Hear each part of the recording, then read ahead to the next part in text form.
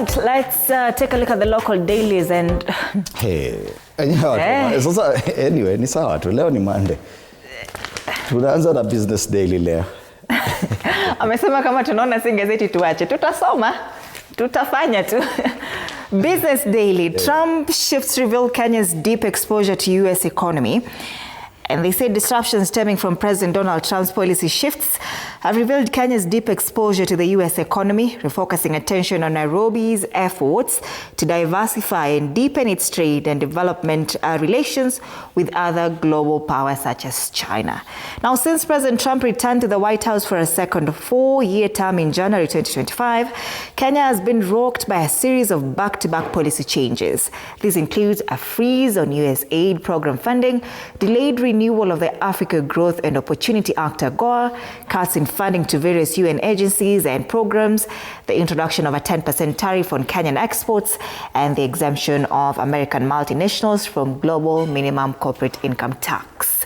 There's a very interesting story on page 2. They continue to say big ticket contracts worth more than 108 billion shillings were terminated by the US government in Kenya in March of 2025, even as President Trump's administration moved to cut back on overseas support and US aid programs in line with his America First agenda.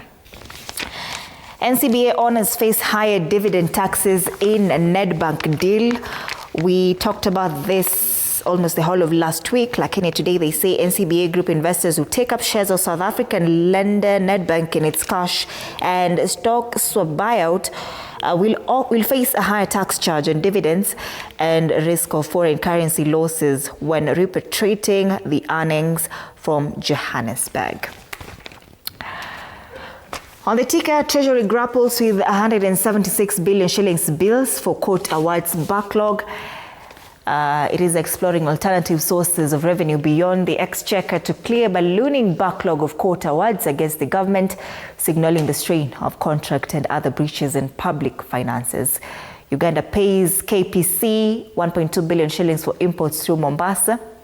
There's another story on page 6. And refunds pressure for KRA as palm oil import tax declared illegal. That's the Business Daily. All right, from the Business Daily, we take a look at the Standard, and it's the biggest story coming from the weekend. That attack at a church in Wetima, Othaya. This is what is, and I think the Standard has chosen to go and take the problem right to the doorstep of the president, saying, President, stop this. Yeah, under fire, tear gas in a church, bullets in the air, and children choking in Othaya marked the latest attack on the former Deputy President Rigathi Gachagua, amid a surge in such incidents since the impeachment. What unfolded at Wetima SEK was not just political violence, but an assault on faith, law, and public safety. As accusations swirl around police involvement, responsibility ultimately rests with President William Ruto, who must rein in the security apparatus and restore order. Now, this is the biggest discussion online currently, but I've seen a lot of government-allied bloggers actually claiming and insisting that the former deputy president orchestrated or staged-managed this attack. But if you read the papers, I think, and you'll see on the Daily Nation, there was even a police officer who actually says, yes, he was aware about a plan within the police force or the police service to actually carry out this raid. So my question is, even if he staged this attack on himself, he still used police. So kuna shida kwa polisi. Hata kama ali stage manage your attack ye mwenyewe, shida iko kwa polisi because it's the police who actually did it. Whether he stage managed it, whether it's government allied overzealous officers, either way, the police service was involved. Hapo ndio shida iko. Sahau hii mambo ingine. Polisi walikuwa hapo. But the Standard says, President, stop this. I agree. However the police were involved, this was something shameful. It should never happen again. Whoever is behind it, Rigathi Gachagua himself or whoever, shame on you. Kule ndani, how head teacher managed big numbers and deliver results matters senior school inaendelea. Alafu najaribu kuona ODM split widens as Sifuna led wing vows to contest 27 presidency. It's an interesting take. Wamesema we are going for it.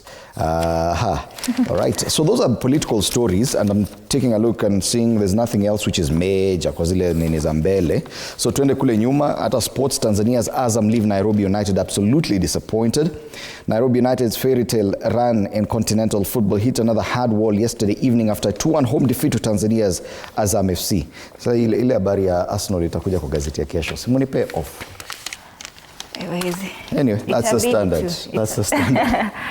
All right, Taifa Leo.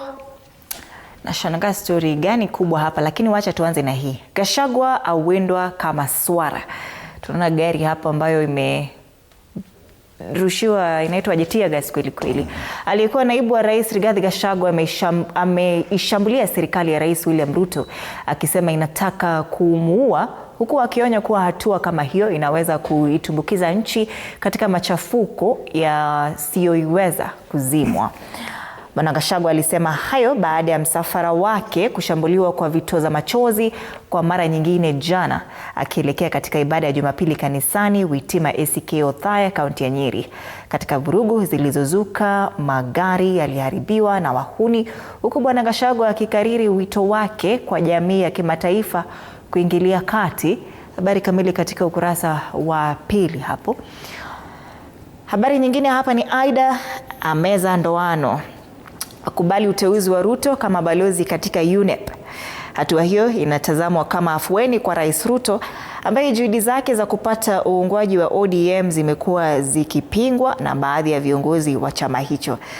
Sasa with this, will they do you feel it changes anything? Do you feel it changes anything in as far as what is happening in ODM? Now that Aida Odinga has been given a government job. Yeah? That is what this story is saying. Interesting. Interesting. Vidokezo zaidi, wizara ya kanusha gredi 10 wanalala tu. Wiki mbili tangu wajiunge, ripoti zasema masomo hayajaanza. Hawana vitabu. Hawana vitabu. Na watu wengine bado hawako. Anyway, serikali yasema haitabadilisha mfumo wa kura. Bunge liliitaka IEBC iweke mfumo wa kielektroniki kurahisisha upigaji kura hata bila kufika kituoni. Well, na kuna habari nyingine hapa. Wanjala sasa ni mali rasmi ya Valencia. Nahodha huyu wa kikosi cha Harambee Stars under 20 sasa kushiriki ligi kuu ya Uhispania. Habari hiyo katika ukurasa wa 20. Congratulations to him. Congratulations. On the top strip, wanajeshi wamvamia mke wa Bobby alazwa. Mke wa mwanasiasa huyo akimbizwa hospitalini Uganda jamani. Lakini unaona kwenye gazeti za Uganda huoni hizo habari. Ni congratulations to congratulations. Hata kama ni wewe utaweka. Juhudi za kufufuliwa kwa ANC za pingwa. Usimchekele akishwali. Timami aliyekuwa naibu wa Mudavadi asema walijiunga UDA kihalali. Wamekasirika kuambiwa hiyo chama bado iko. Koti ilisema ANC bado iko. Go back home. Enda ujenge hiyo nyumba. Alafu wamekasirika, tulibomoa nyumba hiyo, mbona watuambia turudi. Hakuna nyumba huko. People Daily, young, bold and battle-ready MPs taking head on Ruto. And now they have a picture of the number of young at heart MPs who are totally opposed to President William Ruto's presidency. One of them is Ndindi Nyoro, Edwin Sifuna, Mbabu Owino, Mohamed Ali, Njeri Maina. And you know Mohamed Ali was one of his William Ruto's greatest supporters. Caleb Amisi, Gitonga Mukunji, Peter Salasia, Anthony Kibagendi, and Major Donk Gadhiru. These are just some of the young MPs who've openly come out and said, we are not supporting President William Ruto's re-election. Now Fiji, now umesikia sasa wamesema they will push for one of their own to run for presidency come 2027.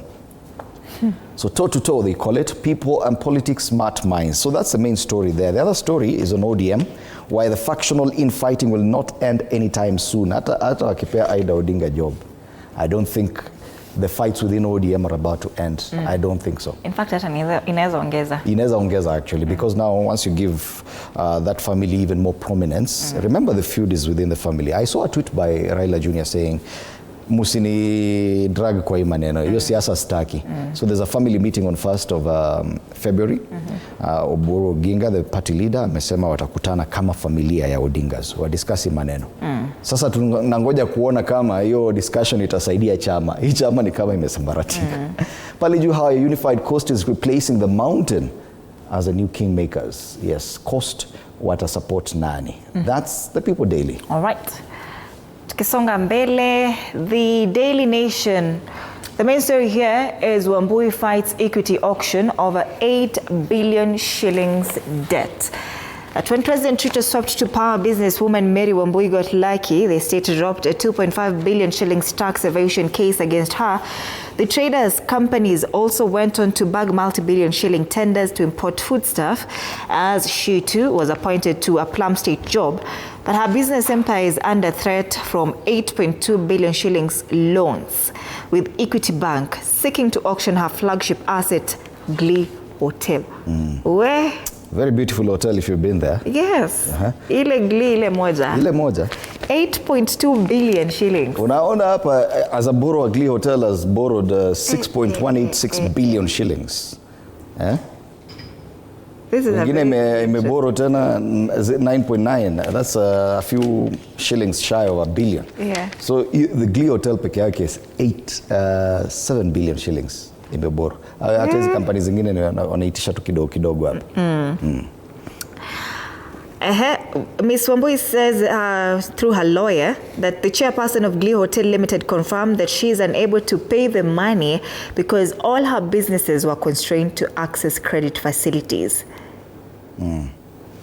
Court battle reveals her investment in hospitality, real estate and aviation. This is very shocking. It will be interesting to see how this turns out, because Mary Wambui was one of President William Ruto's greatest supporters. Yes. As he campaigned for the presidency, and that's why when he got into power, he awarded her with a plum state job. She's a chairperson of the Communications Authority, I think. I don't know if she was moved from that, but she was among those people who were photographed quite a number of times with the president. Yeah. So we'll have to wait and see what happens. Will she be able to do this? Because even that 2.5 billion shilling tax tax bill that she had been given by KRA was wiped off. Yes, she's the board chairperson of the Athi Waterworks Development Agency. Right. Yes. Initially, I think she was at the Communications Authority. She must have moved. All right. How Rogue Police planned attack on Gachagua is another story on page 7. We've made mention of it. Coast has lowest turnout of senior school students. Sorry to stop you, but back on that story about the attack in Nodaya, the Daily Nation, what it has done, it gives an account by a police officer about the planning that went behind the scenes at least a week before yesterday. So that's, I think, one of the different takes, because most people are just talking about the attack. Now this one is from the police officer saying, I am aware of what happened. Yes. It's only the Daily Nation that has that angle. All right. That story is on page 7. Ministry of Education says about 80,000 grade 10 learners are still at home nationwide. IDA welcomes Ruto diplomatic job offer. That's the story on page 6 in the Daily Nation. On the back page, the East Africa Pamoja 2027 AFCON bid promise and what is on the ground now.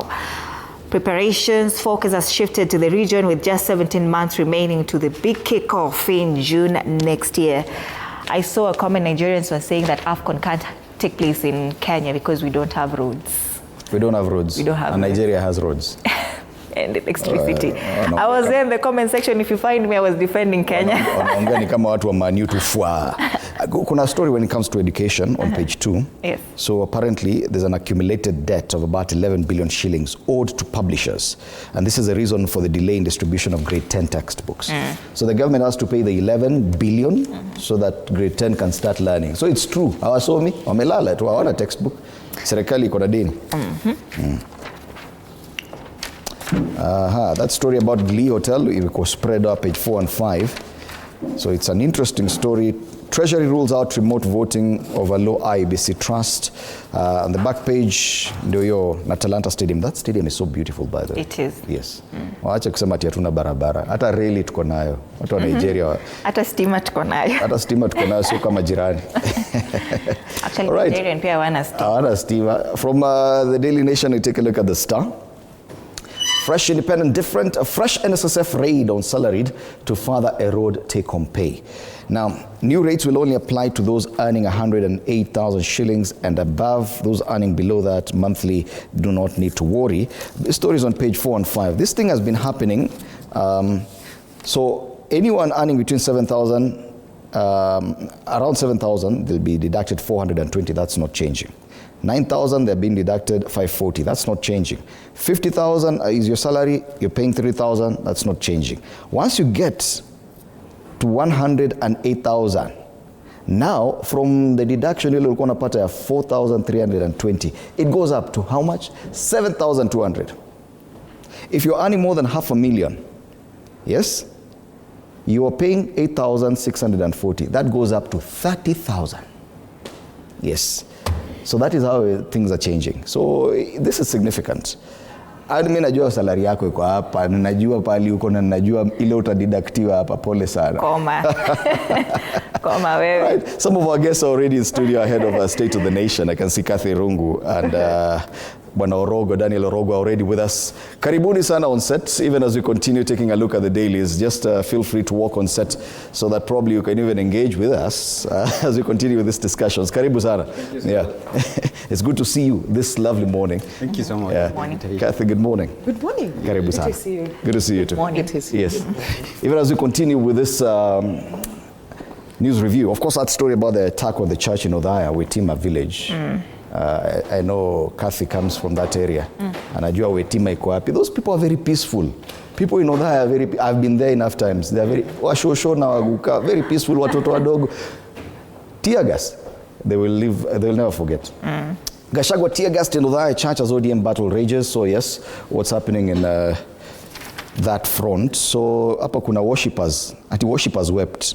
Residents scampering for safety after police fire tear gas into Wetima SEK Church in Othaya, where the former deputy president was.